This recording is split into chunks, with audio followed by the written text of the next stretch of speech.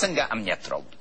دوم د سرحداتو برخه کې زموږ سرحدات ټول 100 ولسوالۍ یا ډېر ترڅه په دې چوکاټ کې دي نن محرومترین ځایو د افغانستان نه دي. کومه طرحه وړاندې سوې چې د دین له علماو نه، منزه جهادي قماندانان نه، قومي مشران نه د امنیت د راوستو دپاره استفاده وسي، نو په دې اساس باندې حداقل 80% عوامل د ناامني داخلي دي. وقتی چې کابل ښار کې اختطافونه کیږي یا هرات کې اختطاف کیږي یا شمال کې اختطاف کیږي، توجه نیو کې برته امنیتي چارواکو ته نیول کیږي. موږ باید اول داخلي جنبې ته راسو. دوم معلومدار سرحدي مشکلات دي، ځکه چې د پاکستان پخوانی حکومت په عین حال کې متضاد سیاستونه تعقیبول او ایدې دپاره لازمه ده چې موږ یو واضح نتیجې ته ورسیږو چې منطقې کې صلح د یو بل لازم و ملزوم دي. تر چې د پاکستان چارواکي دې نتیجې ته ونرسیږي چې یو باثبات افغانستان هم د دوی په ګټې ده او هم د موږ په ګټې ده، دا یوه برخه د ناامني به دوام وکړي. مګر بیا زه برته راځم، وقتی چې ورونه مرور کیږي باید ایدې په دلایلو باندې په واضح توګه پوه سو، ځکه هر افغان چې افغانستان مني باید په یو سیاسي چوکاټ کې د حل لارې ته راسي او دا به د امنیت موجب سي. بله، مننه ښاغلی اشرف غني. ډاکټر صاحب عبدالله، زه غواړم وپوښتم، په افغانستان کې ډېری کسان په دې باور دي چې هغه کسان چې په افغانستان کې په ناامنیو کې لاس لري، دا د هېواد د هغه خوا د پولو څخه هلته تمویلېږي، د هغوی مرکزونه هلته شتون لري او د هغه ځای نه راځي دلته امنیت ګډوډوي. او دغه مسله د افغانستان د ډیورنډ د کرښې سره دوی وایي چې تړاو لري. ستاسو مشخص نظر د دغه مسلې د حل دپاره څه دی؟ زه فکر کوم چې په دې کې هیڅ شک نشته چې هغه کسان چې په افغانستان کې د نارامي سبب ګرځي، هغوی د کرښې نه د اخوا تمویل کیږي او هلته تجهیز کیږي او هلته ګروپونه شته چې دوی تقویه کوي او افغانستان ته یې رالیږي. او یو مشکل هم په دې کې دا و چې په دا وروستیو کلو کې متاسفانه د افغانستان او پاکستان ترمنځ داسې یو تفاهم نه و د مشترک فرصتونو په خاطر او د مشترک تهدید له امله چې دواړو خواو ته و. داسې یو تفاهم نه و او داسې یو مفکوره و هلته ځینې ځواکونو په پاکستان کې هغوی سره چې گویا دا تهدید د ترهګرۍ یوازې د افغانستان په مقابل کې. اوس اوضاع د افغانستان، اوضاع د پاکستان انکشافونه، نوي انکشافونه راغلي دي پکې، او زه فکر کوم چې د یو عمومي تفاهم د افغانستان او پاکستان ترمنځ زمینه مساعد شوې ده. دا یو اړخه ده د دغه مسله. زه فکر نه کوم چې د ډیورنډ د کرښې مسله د دغه شی عامل وي، خو افغانستان کې امنیتي اوضاع، نننۍ داخلي فکتورونه هم پکې شته، لکه چې مخکې ډاکټر صاحب ورته اشاره وکړ. که موږ په داسې یو حالت کې یو چې ورځ په ورځ فاصله او واټن د افغانستان د خلکو او د حکومت ترمنځ ډیریږي او خلکو مخالفینو صفوفو ته پیوست کیږي، په دغسې یو حالت کې اوسنی حالت د افغانستان بله اړخه پیدا کړې ده. دا یوازې د نارامی و د تمویل او د تقویې د کرښې نه د هغه خواته اله نه لري، مربوط نه دي.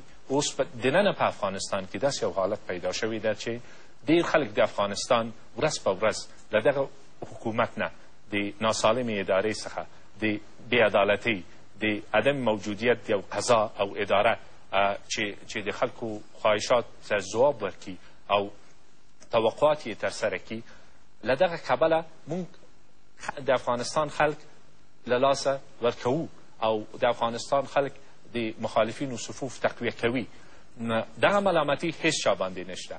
دغه ملامتي د دغه اوسنۍ حکومت په غاړه ده چې مشر یې اوس متاسفانه دلته حاضر نه دي چې د افغانستان خلکو ته خپل ځواب ووایي، او دا اهم فکتور اوس داخلي ده نه بهرنی. بله، مننه ښاغلی ډاکتر عبدالله. آقای اشرف غنی احمدزی، به باور شما پس گره اصلی ناامنی های گسترده در افغانستان در کجا هست و در چی هست؟ قندی سوز یخشم به برادرای تبتبار ما اظهار سلام.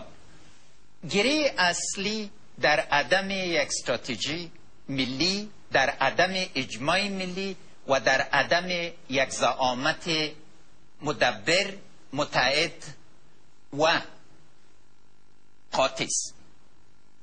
امروز باید جناب کرزی با ما حضور می داشتن تا با ما می گفتن که طرحشان چیست. آقای کرزی حضور ندارن که از خود دفاع بکنن. دکتر صاحب عبدالله اشاره کرد، شما چیز نکردین. عین امید است که عین آداب مراتب عرض ما چیز. امروز یک استراتژی واضح ملی که راجع به او اجماع وجود داشته باشه تهیه و عملی نشده. این استراتژی درخواست از این میکنه تا ما از تمام قوت‌های بالفعل خود استفاده کنیم تا از اینا قوت‌های بالقوه بسازیم. مثالش چیست؟ ما امروز 135,000 صاحب منصب تنقیزی داریم که بدبختانه همه بیکار هستند، در حالی که به صورت مسلکی اینا تربیت شده بودن. در امنیت اگر یک طرح واضح ملی وجود می داشت، در امنیت شهرها، امنیت شهرها و امنیت پروژه بزرگ از اینا استفاده شده می داشت.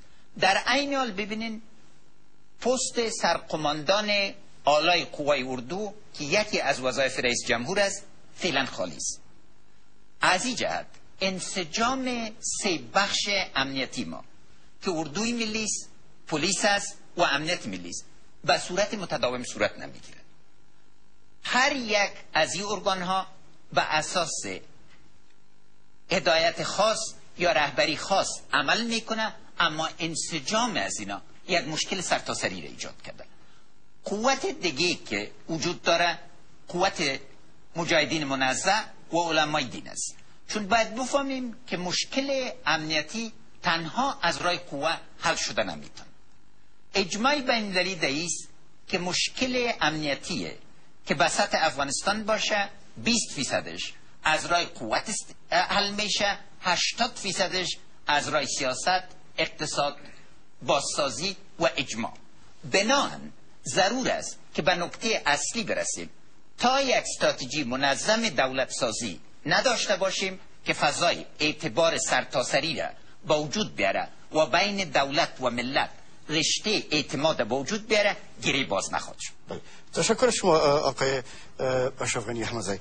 آقای دکتر عبدالله میخوایم از شما بپرسیم که دیدگاه شما در این مورد چی هست؟ گره اصلی ناامنی ها را شما در کجا میبینید؟ امنیت ابعاد مختلف داره. اگر عوامل داخلیش در نظر بگیریم مربوط میشه به یک اداره سالم، به یک قضایی که عدل در کشور تامین بکنه، به یک نظامی که بر اساس خواسته های مردم استوار باشه و از مردم نمایندگی بکنه، و عوامل مثل فقر، بیکاری، ناامیدی مردم از آینده، ناامیدی مردم از وضعیت سیاسی، ضعف بنیه سیاسی اجتماعی یک کشور، همه اینها در ناامنی تاثیر داره. البته در افغانستان مسئله مواد مخدره هم علاوه شده به او و مسئله جنگی که امروز در جریان داره و عوامل منطقیش پیشتر هم اشاره کردیم، این هم داری تاثیر داره. پس اگر به صورت مجموع امنیت در نظر بگیریم، یک راهکار یک بودی نداره رسیدن به ناامنی یا رسیدگی به ناامنی یا پرداختن به او. به صورت کل تعریف نقش مردم در امنیت، مردم نقششان در امنیت چی است و خود نهادهای امنیتی ملی نقشش چی است. همین نکته‌ای که 8 سال یا نزدیک به 8 سال از موافقتنامه بن هنوز هم ما ضرورت به نیروهای بیشتر خارجی داریم، یک سوال پیش مردم افغانستان مطرح کرده: تا چه وقت افغانستان متکی به نیروهای خارجی می باشه؟ و از این نکته مخالفین هم استفاده کردن. اگر استراتژی جامعی وجود داشته باشه که روز تا روز افغانستان روی پای